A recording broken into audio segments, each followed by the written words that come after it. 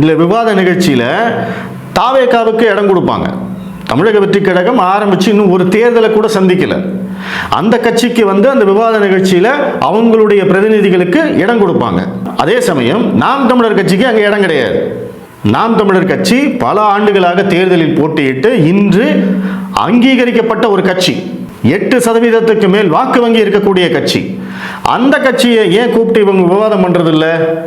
ஏன் தாவேகாவுக்கு இடம் கொடுக்குறாங்க? இந்த கேள்விகள் வந்ததுக்கு அப்புறமா தாவேகா இருக்கக்கூடிய அந்த விவாதத்தில் நாம் தமிழர் கட்சியும் கூட்டிட்டு உட்கார வச்சிருவாங்க. எதுக்குன்னு சொல்லுங்க?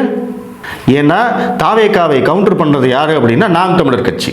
ஏன்னா சீமான் விஜயை கண்ணாபின்னு திட்டிட்டு இருக்காரு, கண்டபடி பேசிக்கிட்டு இருக்காரு, விஜயுடைய அரசியலை எதிர்த்து பேசுகிறார். அப்ப எப்படி பேலன்ஸ் பண்றாங்க அப்படிங்கிறத பாருங்க.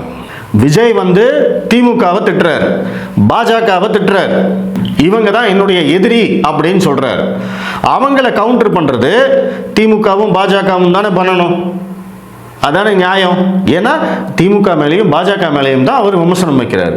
ஆனால் அந்த இடத்துல இந்த மீடியா என்ன பண்ணுறாங்க? நாம் தமிழர் கட்சிக்காரங்களை கூப்பிட்டு உட்கார வச்சு விஜயையும் சீமானையும் மோத விடுறது. இதெல்லாம் நம்ம கண்ணு முன்னாடி நடந்துகிட்டு இருந்த விஷயங்கள்.